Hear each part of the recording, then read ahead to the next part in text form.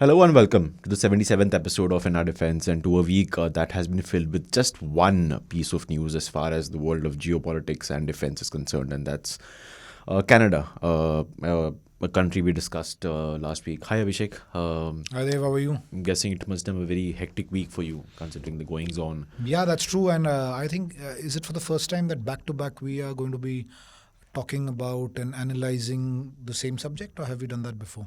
I think we Maybe Ukraine maybe did war. with Ukraine war, Maybe yeah, Ukraine maybe with war, Ukraine yeah. war. The initial phases of it. Especially when I was there. Yes, especially when you were there, yes. So I was there for about 5-6 weeks. Yes, so I think So we yeah, did maybe that yeah. time. Yeah. Since then, Domestically, no, we haven't. since then, which has been more than 1.5 years, maybe. Yes, yeah.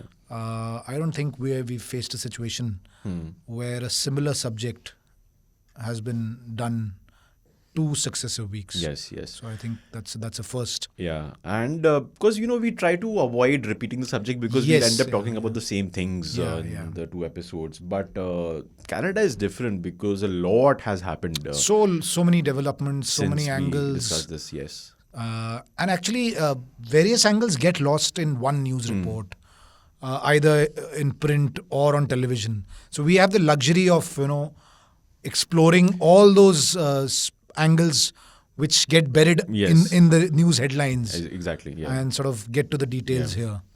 Yeah, right. So what's happened? As I was saying last time as well, the India-Canada diplomatic row has gone up the escalatory ladder as it was supposed to. The statements from both sides, actions from both sides, advisories for the respective citizens in respect of the two countries. And I think you got it right last time, bang on, when you made this prediction that this is only going to escalate. Yeah. And I think the escalation has come from New Delhi with the visa suspension. With the visa suspension, yeah.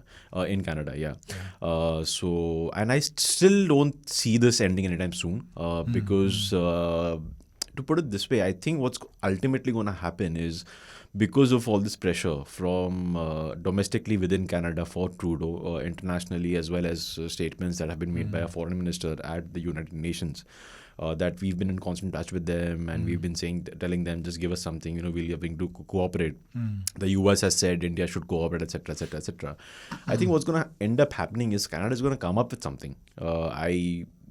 We'll leave it to you, a much more experienced journalist in this field, to tell me how authentic what that something could be. But what I think is they're going to cover something. This is the proof we've been talking about. Because they are under pressure. They are under the pressure. onus is Yes, on them. Yes. So they have to come out with something. Now, whether that something is good enough to establish what the allegation is, that we wouldn't know. But this topic is going to stay alive. Yes. Even if Canada comes out with something, it's not going to end. And I think that's what our focus of our discussion is. Not so much of what Canada does, what we do, but where this is headed in the longer run. And also, could this have been avoided? True. From both sides. From both sides. I have some very, very, serious views on this. How could this have been avoided? And during the course of whatever, half an hour, 45 minutes, 1 hour, we can break that down, get into details, because unlike what the popular mood is that we have Cornered Canada. shown them Show their them the place place, and all of that, I don't quite agree with that. There was a question last week in that press conference when Arindam Bagchi, the spokesperson of MEA, was doing the press conference, and I know that reporter very well. He's a dear friend as well.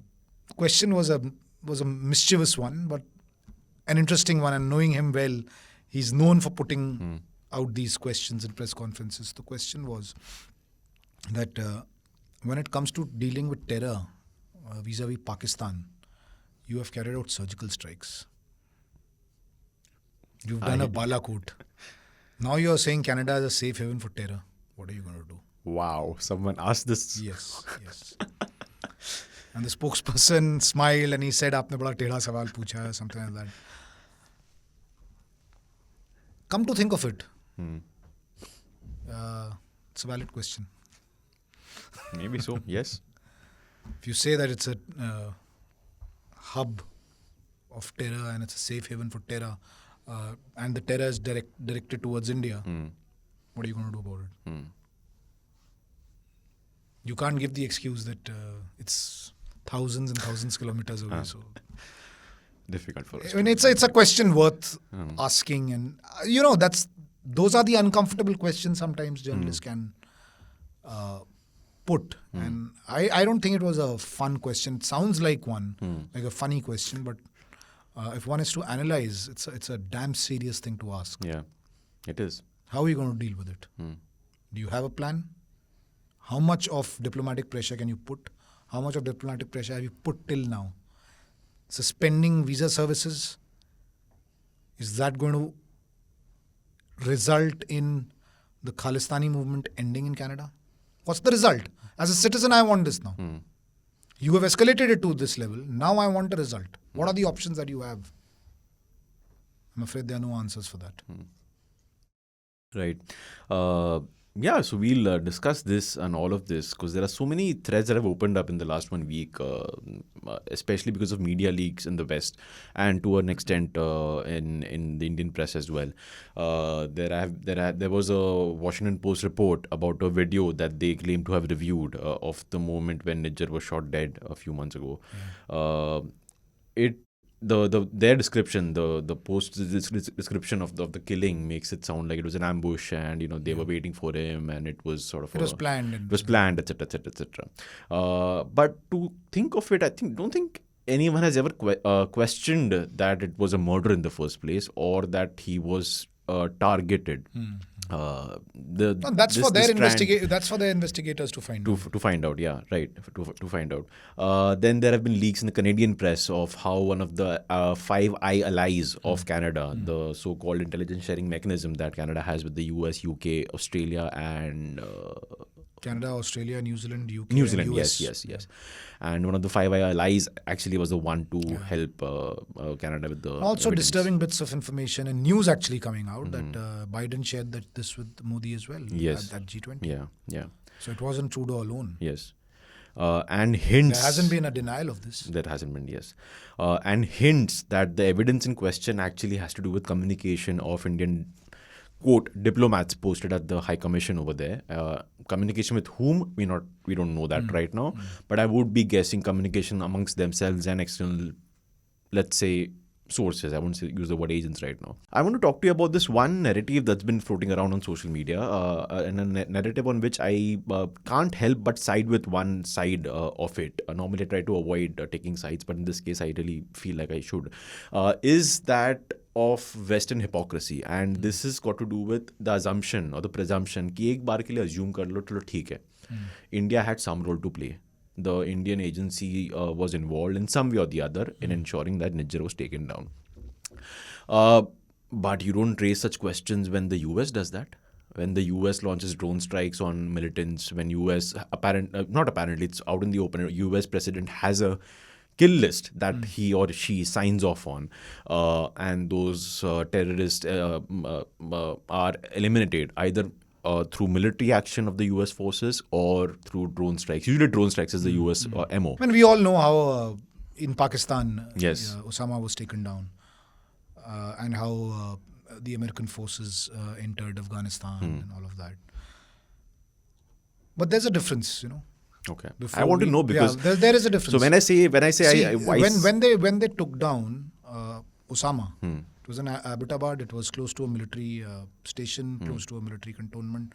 The world knows that the Pakistani intelligence army, etc., was involved. So there was domestic help which was being given. Yeah, but Afghanistan and weapons of mass destruction and all of that is what you're referring to. Also comes in that category where you raised this bogey, and for so many years you literally turned those places into rubble, and then you suddenly left.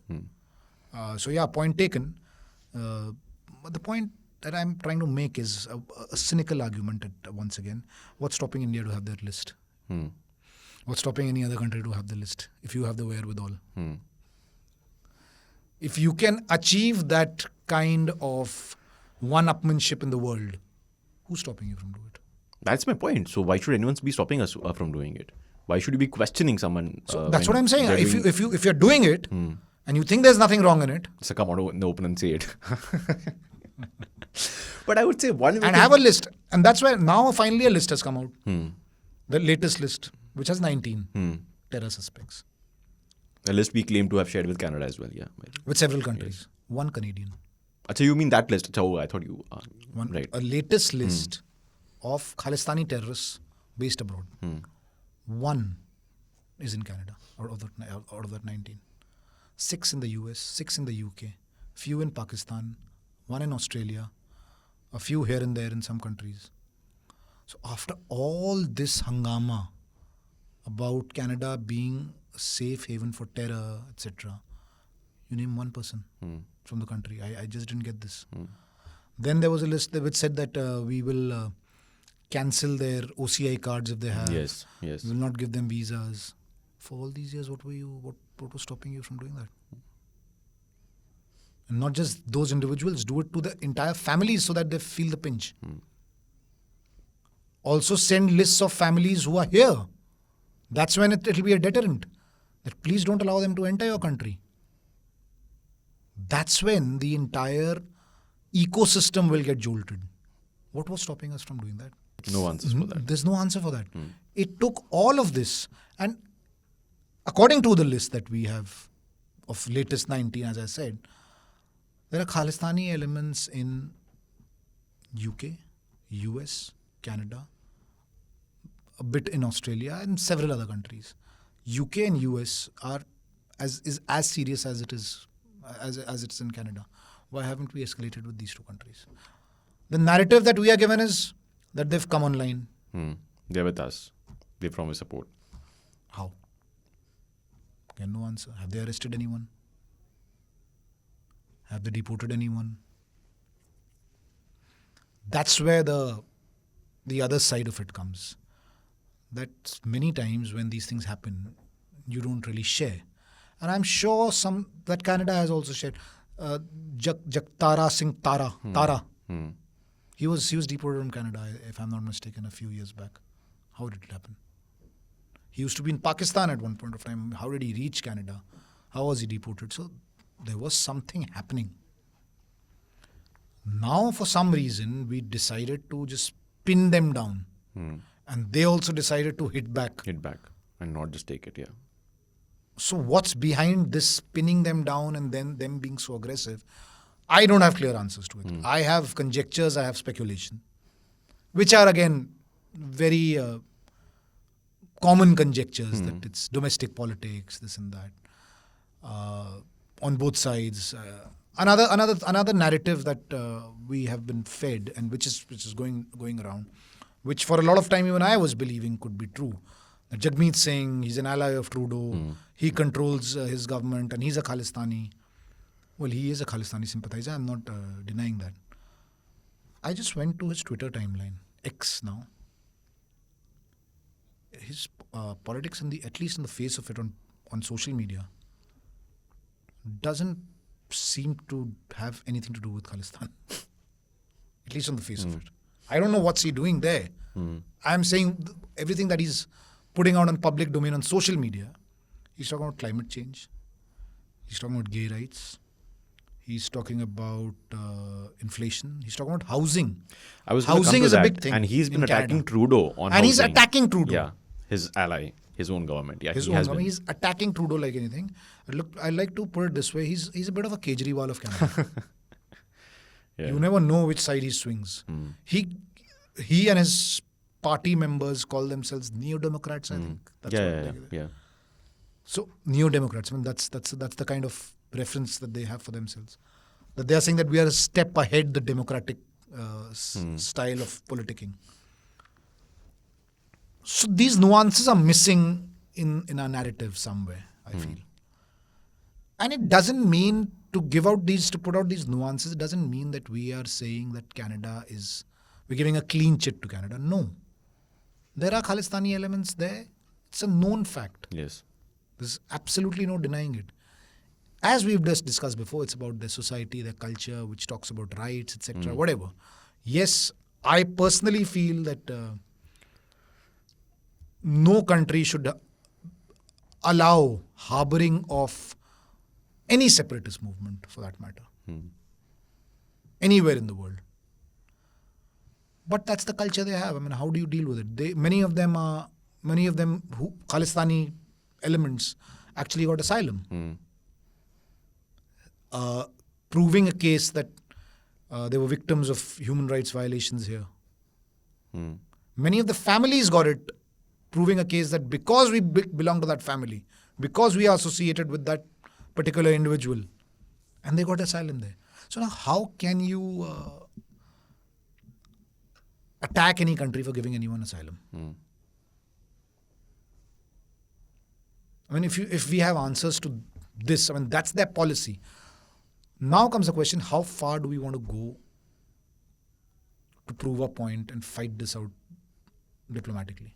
Yeah, because that's the one thing I've been thinking of. I'm not saying, nobody should get me wrong. Sorry to cut you short. I'm not saying we should get bogged down.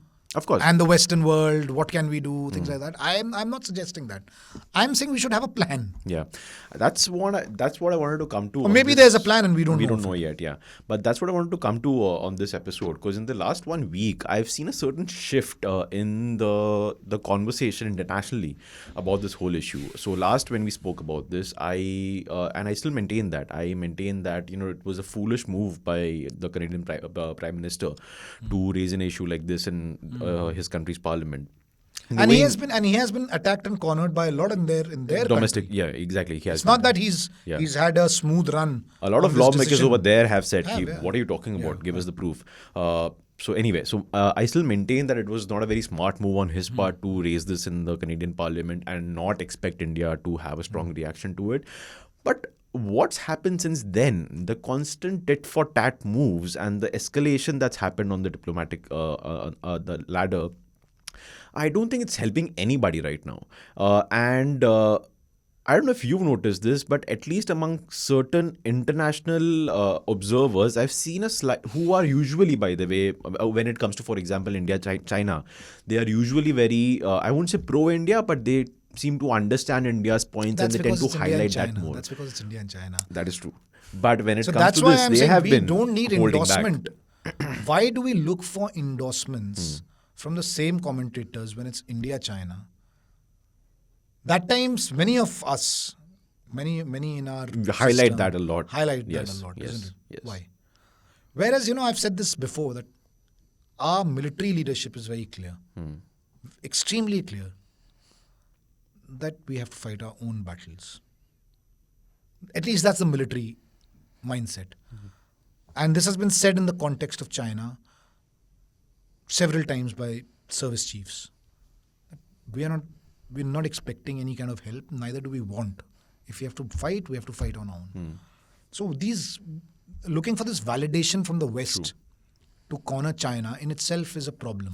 Yeah, but the reason I bring this up, and this is where I'm getting at, is while I still feel that Trudeau should not have said what he said, but I think the immediate reaction, the knee-jerk reaction on both sides should have been to immediately start finding ways to kind of cool the tensions down. Maybe the two sides didn't want that. That's Because- what it's because- emerging that the two sides did not want that. isn't it? But what's happened after that is that you have put the allies of Canada and the people we said would not give a damn about these allegations in a tough spot.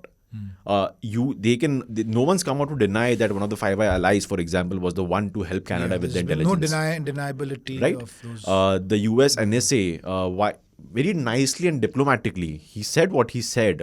He gave a statement that both Canada and India can use can as be look, happy, देखो हमारे लिए बोला, देखो हमारे लिए बोला, which by the way is the art of diplomacy. But the point being, they are not taking public sides and they will not be taking public sides. So by allowing this to fester, what you are promoting essentially is leaks on both media, on the ends of both media, and this issue just burning on and on and on. Yeah, and the other thing is, Dev, that a movement that nobody was talking Exactly. Is suddenly You have. I mean, it suddenly hit the headlines. The world is asking, what is Khalistan?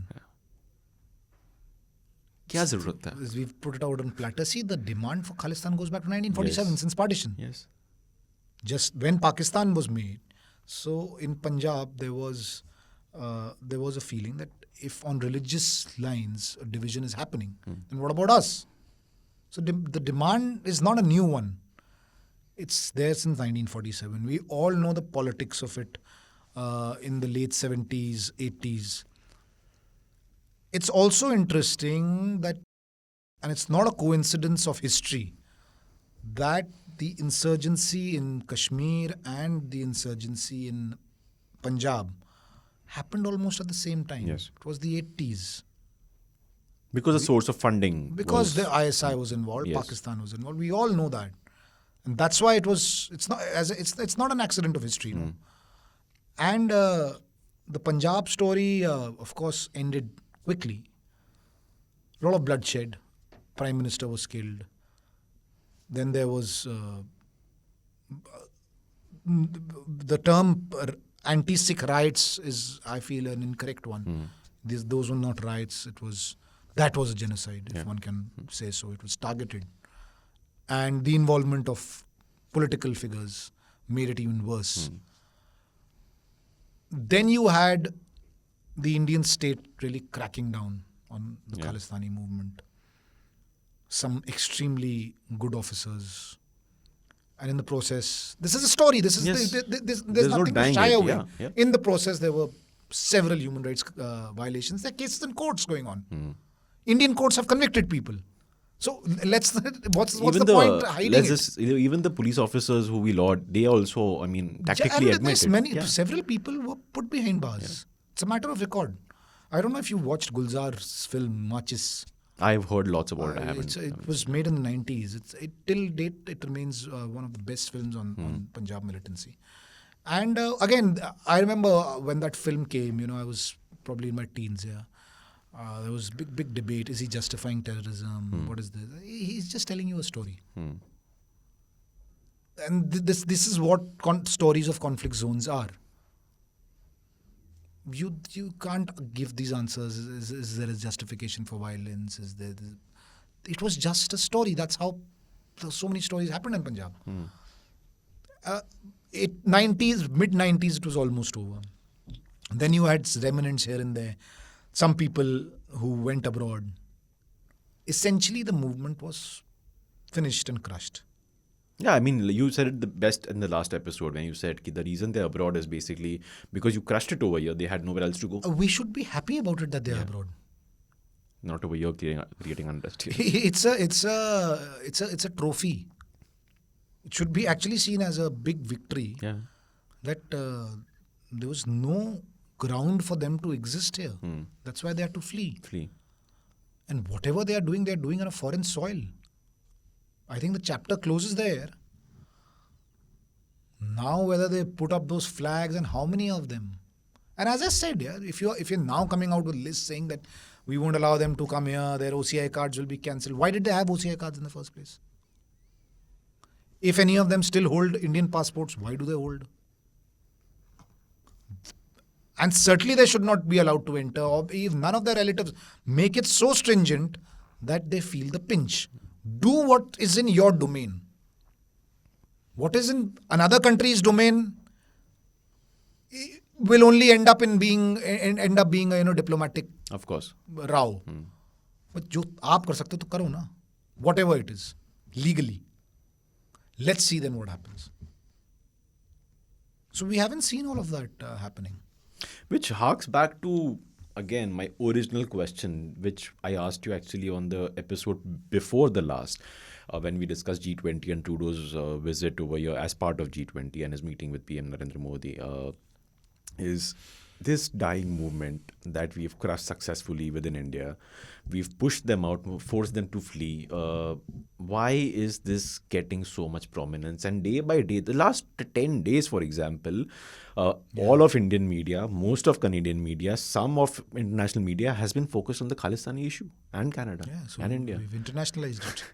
But who has? Canada has or India has? Because the way I see it, Canada is the one we just said that, in the meeting with Prime Minister Trudeau, PM Modi raised this issue that we've consistently been raising. There have been statements made previously by the MEA. But there was no information given about the other. That is true. That is true. I know.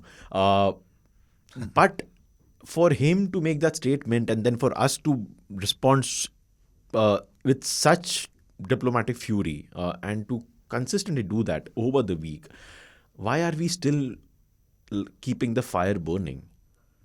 Is what I just do these not things get. have a cascading effect. Now, you might be thinking we could have done things differently, but it's happened, it's happened. Once the bullet is fired, it doesn't go back. Now it will go hit somewhere, it will end up in a raging fire, it will end up doing something that the bullet decides. So it's not going to be easy now to sort of douse the fire immediately. With that suspension of visa, although, again, as far as suspension of visa is concerned, there was a very specific reason given that our consulates, our high commission, they cannot function because of security reasons. Now, if that has been said once in the press conference, that could have been escalated. That this is what it's led to, that our people cannot work there. There are such security concerns that they cannot work there, and as a result of that, the visa processing cannot happen. Play victim. If you really have to escalate it, because it is all embassies, high commissions, of course it's incumbent upon the host country to ensure that they can function smoothly. And as far as security is concerned, it's a serious thing. Yeah. So if this is what it's come to, then I don't know. I mean, what next? When do we decide that the security scenario is good enough for visas to be given? What's the benchmark for it? I mean, those are valid questions. Yes. So I don't think that it's going to die down easily, but yeah, there will be some middle path found somewhere. But there are a lot of jokes doing the rounds. I don't know. Let's lighten the moment. For example, I came across one again on social media. Go to Canada will be the new go to Pakistan. Yeah. So this is what it's come to, that we've compared Canada with Pakistan. Yeah, that's been happening a lot. That's been happening a lot over the last 1 week. It's just like Canada has become the new Pakistan for India, because Pakistan obviously is not really of. It's not really in the conversation much these days. So, ek aur mil gaya ye wala. We'll talk more on this topic, but after a quick break. So some of it is certainly societal, and the fact that women have traditionally been getting the short end of the stick. But beyond that, there are medical reasons for this also. There is this perception that women of younger age are immune or relatively immune to heart disease. This has never been true, and it is worsening now. And younger age, with early menopause becoming more and more frequent. So heart disease in women at younger age is rising. So that is something which the general public, the women themselves are, and even sometimes medical professionals have to understand that women are not immune from heart disease. Number one. Number two, sometimes the symptoms which women have may be a little atypical, and even sometimes medical professionals have to understand that women are not diseases, and especially heart attack. So you may not have the typical, central substernal squeezing sensation of chest pain, but women any unusual breathlessness, number one, severe palpitation, so you may not have blackout kind of or feeling or dizziness, might even be a heart attack. So this kind of heart disease presentation sometimes leads to late diagnosis, so you may not have perceived as a gender gap. Also, women tend to de-emphasize their care. This is a fact. So the gender gap is not just due to attitudes, but also because of the atypical presentation. But once a woman does get a heart attack, they emphasize their care. Dangerous as in men, and in fact not just due to that, it might be twice as dangerous as a heart attack in a male. So these are some of the facts which need to be kept in mind. Welcome back. Abhishek and I are discussing the raging issue of the diplomatic row between India and Canada. And I want to still talk about what we were briefly discussing before the break, is how we should have reacted after his Trudeau's first statement on this. Both of us obviously are not, diplomats. We are not. We don't claim to, be in the know of everything. But we are because we are not experts at foreign policy or exactly. how foreign policy should be formulated. Yes, let's put it that way. Yeah. But we are domain specialists. Exactly. Say. Because we cover this, we cover this. We observe. We which is watch why us. we have we have this podcast. So nobody should tell us that you don't have the right to speak. Yeah. When people say, "तुम लोगों को क्या पता?" अरे यार, ठीक है. We are not IFS officers, but it's like this. It's like let me complete this. It's like this that. Let's say if you're commenting on military or army, and sometimes you see comments on social media, have you ever fought? Oh. कभी गए हो border पे लड़ने, those kind of thing. We are not supposed to, Somebody else is supposed to do that job. So it's like saying that there's so many experts who come on TV. If you start telling them that, have you ever covered a war? True. You create a domain for yourself by what you experience as a professional journalist. And that's what we are doing. Yeah. So do you think there is an argument to be made of India? Because I personally feel there is one, that India was a bit overconfident and about its diplomatic stature. The reason I say that is, let's take the example of a couple of countries, Saudi Arabia and Israel. Let's not get into the other aspects of it. The very simple aspect of what one person put it very nicely recently is that the international world of diplomacy is on a morality play. It's not just because you have done something that upsets my morals, I'm just gonna sanction you or outcast you, etc., etc., etc. It depends a lot on your stature. It's a morality facade. You can say that, yeah. It's about your stature. It's about what you bring to the table, whether it's trade, economy, etc., etc., etc. So what I'm getting at is, even though Saudi Arabia, it's like a known fact that Saudi Arabia was involved in the killing of Khashoggi on foreign soil, and Khashoggi was a columnist with a US publication. He was a Saudi citizen.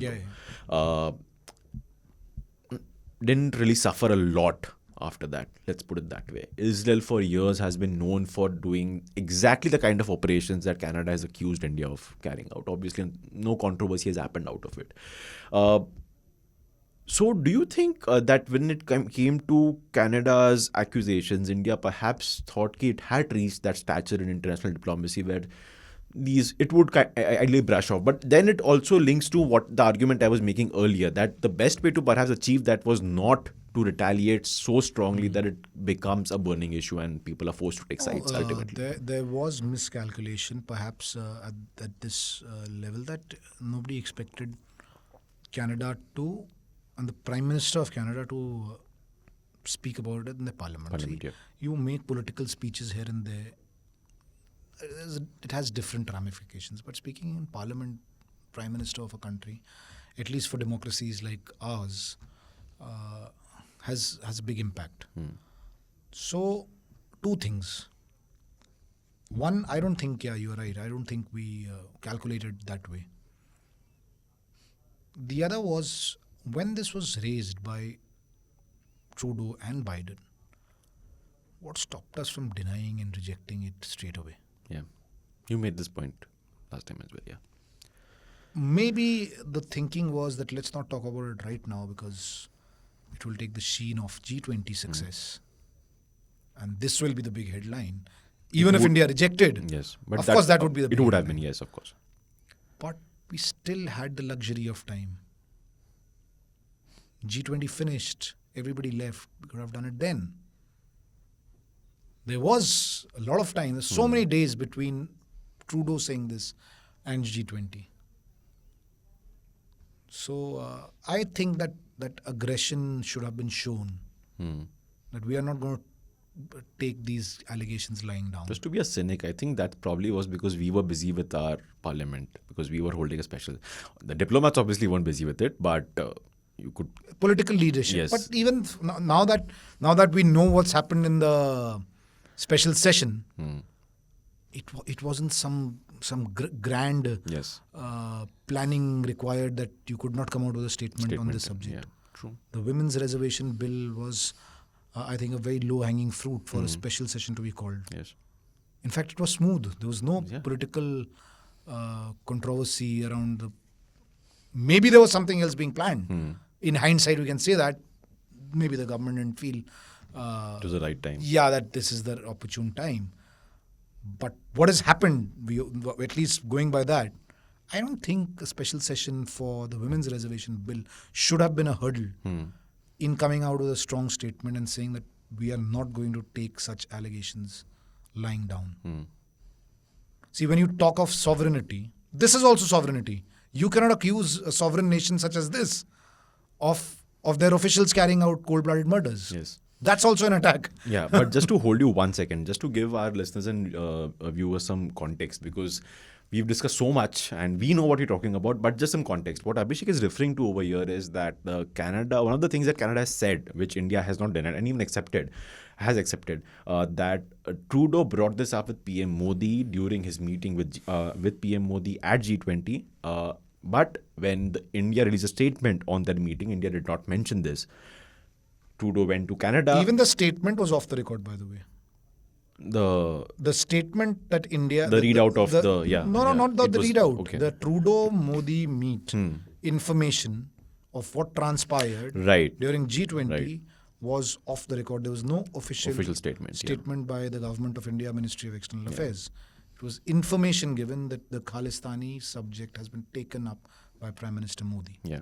That was all. So Trudeau then goes to Canada, and while making the allegation, he says, by the way, I brought this up with PM Narendra Modi during my meeting with him in Delhi during the G20. India, I think... The same day, I think. Same day. Rejected the claims, but did acknowledge at the end of the day that yes, he did bring it up with PM Modi. So what Abhishek is saying, which I agree with, is perhaps India should have said it, preempted Trudeau's statement in the Canadian Parliament. Yeah, that he's going to make some noise about it. Just say, by the way, he said this and we said... Nahi. Expecting that nothing will happen in Canada, I think, was a miscalculation. But maybe that was the expectation. That's when I'm talking about maybe a bit of overconfidence, because we have a lot more diplomatic heft than we used to, and which is the fact we do, by the way. It's not that we don't. We have the fact that G20 when we were able to come to a consensus with the statement shows that. Maybe that sort of played into a bit of overconfidence. Trudeau won't, even if he does something, it won't be public. It'll be like, how diplomacy normally is. It'll be like a meeting here and there, some back channel and something like that. So are you saying we have been caught off guard? I think in the 10 days of the coverage, I think, yes, we have been. Yeah, so that's the headline that comes out of this. That I've got you to say that we've been caught off guard. Yeah. Does not change my stand that I still think what Trudeau did. No, that's fine. Was not a very smart move. That's from our point of view, that wasn't a smart thing to do. I completely agree. And as we discussed that, he's being asked a lot of tough questions within his country by journalists, by opposition. Which is good. I mean, that's how it should happen, isn't it? Because the reason I say we've been caught off guard is because what has happened is that I don't think India has gotten enough time to figure out what exactly happened and then, give a response. Because we obviously, questions are being asked here as well. For example, the press conference you were referring to, Arindam Bagchi, the MEA spokespersons last Thursday.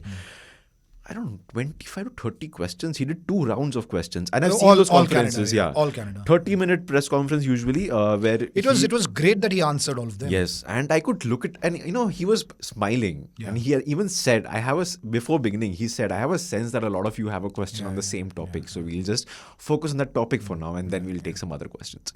So I think...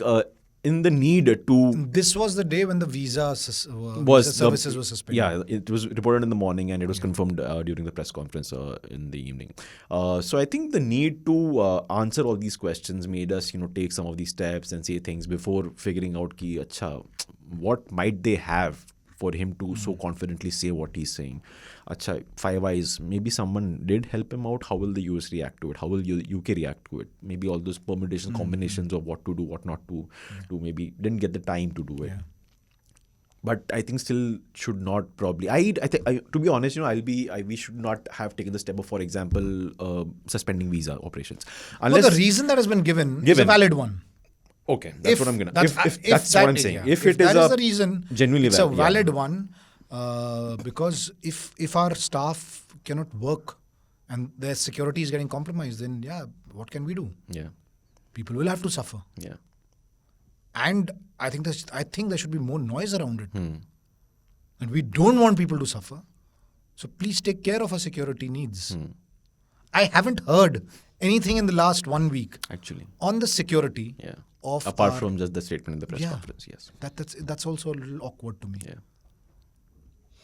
Because what the suggestion that I got was that of course we don't want to stop visas, and visas are not being stopped because of the diplomatic tensions. They're being stopped because of security concerns. I think it was a very strong thing. And when the visas were suspended, I thought, this is unfair. How can you do this? What if they start doing this? That's the first thing that comes to your mind. But when you heard out the spokesperson saying that security is an issue, well, that's a valid thing. But in the last 1 week, what has happened to the security situation? Have you cornered the Canadian government? Like you've been asking all this entire episode. Have you cornered the Canadian government on the security issue? Yeah. I haven't heard. And why haven't you, for example, because that's a significant step to do if you do, why haven't you pulled your diplomats back? Not all of them, but some of them, if they're concerned about the security. Exactly. Normally countries do that, Yeah. When they say our commissions and embassies are facing threats, they normally pull some stuff back. For example, they pull the families back because families obviously aren't involved in the day-to-day operations. Yes. So at least their safety can guarantee. Unko bula lete. But India hasn't done that. Or maybe it's happened. We've not been told. We don't know this. True. Yes. But it's not in public domain. Yes. It's not been told to the world. Yes. Right. Couple of last threads to check out. And this one I have zero idea, zero answers on, zero even someone who speculates. I just want you to talk about it. We understand why India would react strongly to this, why India will keep reacting strongly to this, because Khalistan, even if it's a dying movement, it's an emotive issue, right? What explains Canada's need to keep fighting on this topic? I don't think, frankly, again, this is a narrative that I've heard a lot, that there is a big political need. That's what I'm saying, because the big political need is, I don't know much of Canada. I mean, frankly, I've traveled to the country once. That was more than 20 years back. So I can't call myself. I mean, you can't understand the politics of your own country. What will you understand the politics of Canada? Whatever little that you can infer from reading because of the current subject is that, yes, it's definitely political, but the politics around it is not necessarily that they are backing the Khalistani movement. They are backing this idea, these principles of free speech, rights, a demand for a separate homeland, and a country that's carried out a referendum twice, not once, twice, for a separatist movement within their country. Maybe you can say they've walked the talk. I'm just thinking it from that point of view. At the same time, I also agree that I don't know why Trudeau or somebody else would want to have an image of this having a bleeding heart for the Khalistani movement. At the same time, so it's a little confusing. There's a lot of dichotomy there. And there are no clear answers. Because yes, he does come across as somebody who's, if not backing the Khalistani movement, but has this big sympathy for their cause he does. And all of that. At least that's the messaging that he sends. Which now only he can answer. How does he benefit politically out of that? But the larger issue of free speech, rights, separatist movements, Canada as a nation, I think, has it in their culture to stand up for these things. True. We've discussed this. Yes. They do. And even the opposition, for that matter, in Canada, let's say the Conservatives right now, if they were to come to power, I don't think they'll like clamp down on these gatherings that happen in the name of the Khalistani movement. Although, that procession of Indira Gandhi's killers being celebrated, Yep. I think that was over the top. That goes beyond free speech.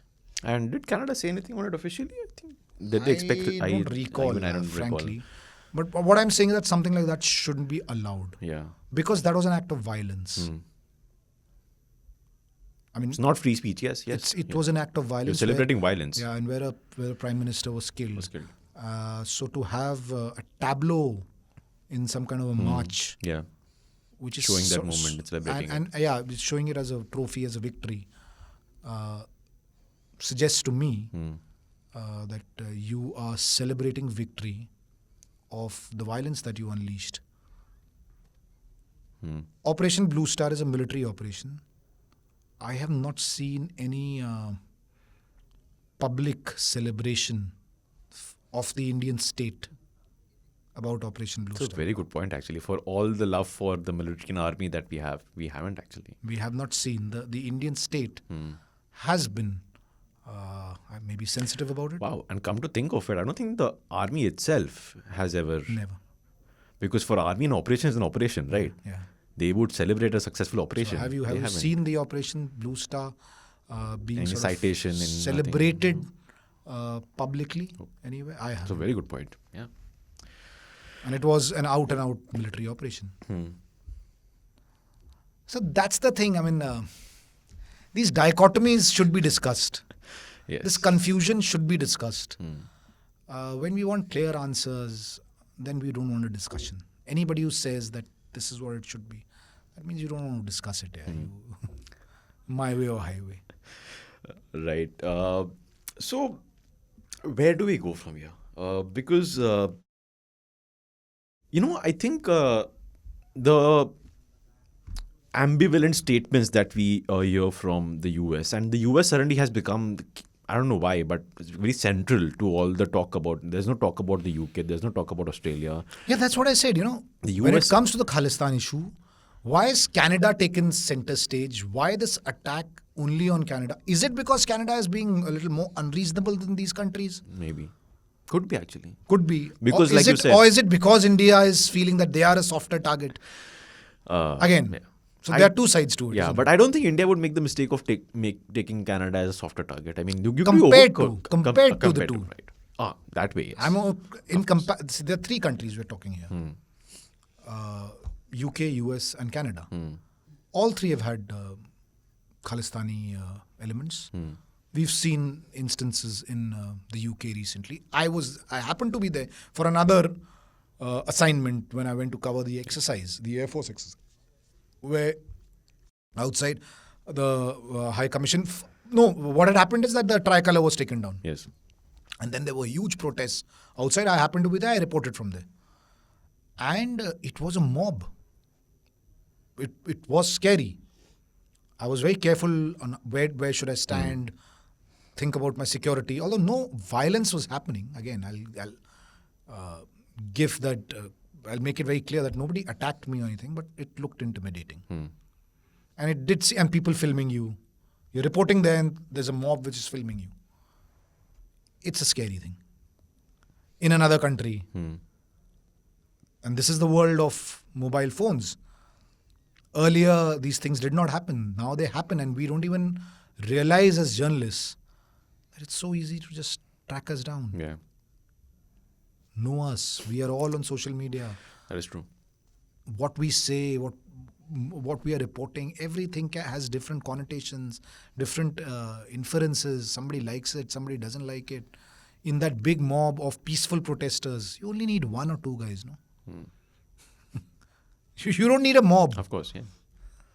It's just a spark. So, yeah, it was scary. It was intimidating to be there. There were anti-India slogans being raised. And yeah, it doesn't feel comfortable to be in a space like that. But so be it. I mean, that's the reality. And post that flag thing, there was a bit of a tension between India and UK as well regarding the security of high commissions. But we didn't hear much on it later. But that's what I'm saying. I don't think the reason for that could be that India thinks Canada is a softer target. It's more the first point that you made, that Canada is probably being a bit more unreasonable. And an example of that I'll give is that we've had statements also from Rishi Sunak when he was also here for G20. We've had statements from the US previously on this topic. Compare them with statements that Canada has made. Compare them with what Canada has said on the issue, and you'll see a contrast. I'm not saying you're talking about action. We should compare action and not statements. Action. Fair enough. Maybe India has a reason to feel that on the ground as well. There is. Yeah, we are well within our rights. Our political leadership, our diplomats who are leading these kind of dialogue, they are well within their rights to come to a conclusion as to who is a better friend on that subject. I mean, that's completely their prerogative. Yeah. I cannot deny them that. Again, as an observer, it's my prerogative to do the analysis. Yeah, maybe it's bad, maybe it's wrong. Of course. You don't agree with it, they don't agree with it, that's fine. Anyway, so... But the point that I'm making is that we've not seen any action from US or UK either. Fair enough. If we are okay with semantics, so be it. A good point. But yeah, so what's the way forward? I think the best thing to do for both countries is to get into a room, thrash out an agreement, just like, give and take on both sides. Something that makes both sides happy. It should be very easy because this is not a China we are dealing with. This is not a contentious and a very much more significant issue of land being taken over by some country or by your enemy. First of all, Canada is not an enemy. This is like we discussed at the beginning of this episode and the last episode. For India, and almost we don't even use the term enemy for Pakistan and China. Our military doesn't. It says the adversary. Yeah. So it should be easy, don't you think? I mean, it'll take a while. No, I think because it's not easy. For whatever reason, and yeah, there are domestic political constraints there as well, which is maybe complicated. And by the way, here as well, because elections are coming up. By the way, both the countries. This government cannot be seen to be going soft on this issue. And another thing that we missed out. There was another very interesting conversation that I was having with somebody, and the person said that, yeah, look at the political irony of all of this. BJP has taken upon themselves the sin of the Congress when it comes to the Sikh and the Khalistan issue. It's a very good point. So again, that's on a lighter note in a very, very serious and this sort of dark humor, I would put it in that category. Because be it the BJP or the Congress, when it comes to the nation's sovereignty and territorial integrity, I don't think any party, any government would want to compromise on it. Of course. And another very interesting thing has happened. I don't know if you've observed. The opposition is quiet on this subject. Not entirely. You had when Trudeau made the comments, you had some statements of support coming in from the Congress. Support for who? For India. Yeah, that's what I'm saying. Quiet. Okay, quiet as in no one's criticizing. No attack. No attack. No attack. Okay. So when I say quiet, is that if opposition is not attacking, it's quiet. I would call it some bit of silence. Yeah. They are not saying that what we've done is wrong. Yes. Or are dealing with this issue is also not correct. Forget about support. There could have been some element somewhere that we should have dealt it better. So that's not happening. Not happening. That's not happened till now. You never know. Someday some gem comes out. It will. Election season aa raha hai na? You'll have then that will backfire. It will, but you'll Big have time. some rally somewhere, some leader saying something. Hoga, shayad. So then the BJP. But then, like you said previously, if it happens at a political rally, politics. Yeah.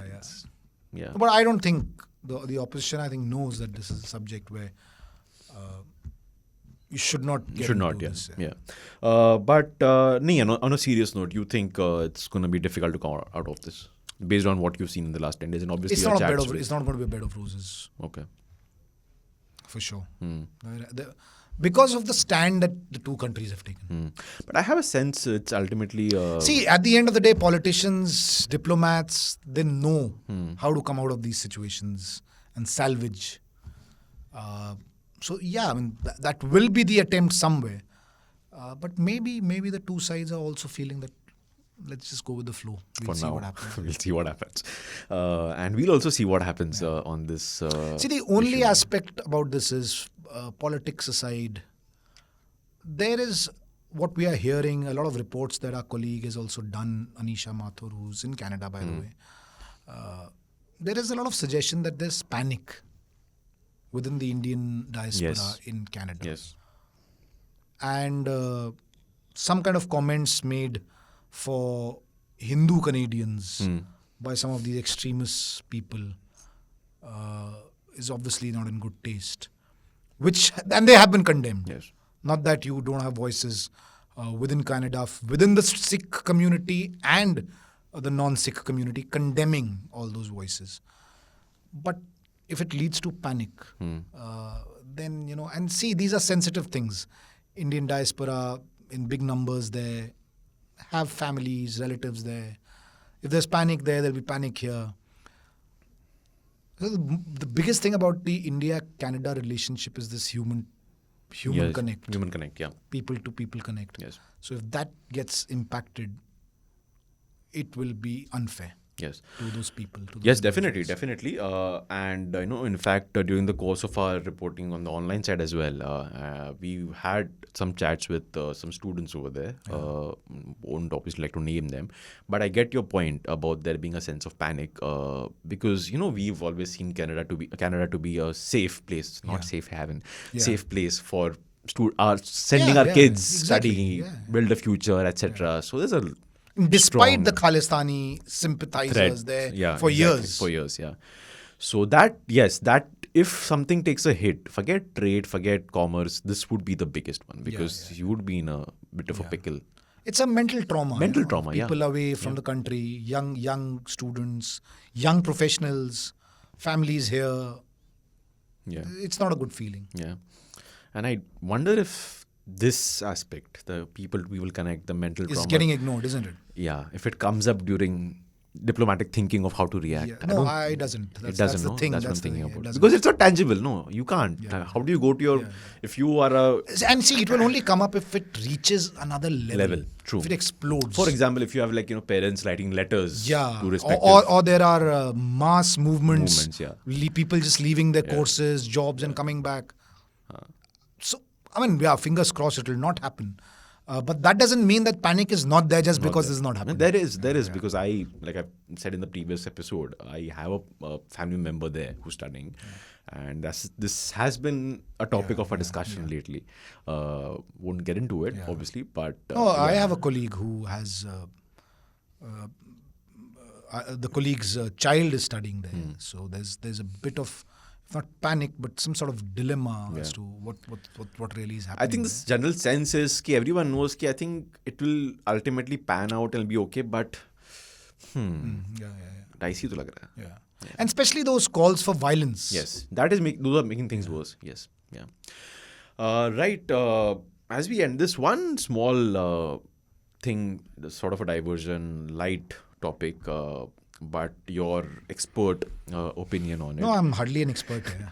I'm just a storyteller. You cover the world of defense. Just a storyteller, nothing else. You cover the world of defense and by extension the world of intelligence agencies.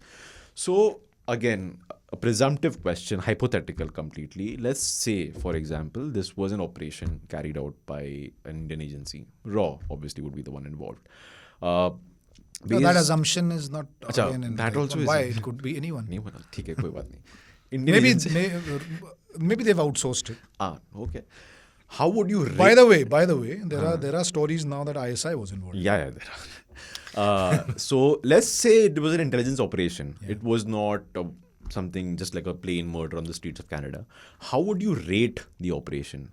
If it was an operation, the fact that Canada claims that we have proof that XYZ No, I believe India has not carried out such killings. That's what I believe. But that's why I said hypothetical.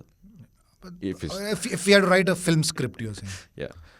If you're saying that if we had to pitch this as a filmy movie, movie like script. you had that movie Munich based on Operation Wrath of God carried out by Mossad. Yeah, but Munich was still true incident. My point being, if you had to write a film script, what would you have done it differently for it to turn out कि पकड़े ही नहीं गए लोग, या evidence कुछ बाहर नहीं आया? No, my film script would be that these were definitely not Indian agents or officials who've carried out the killing, but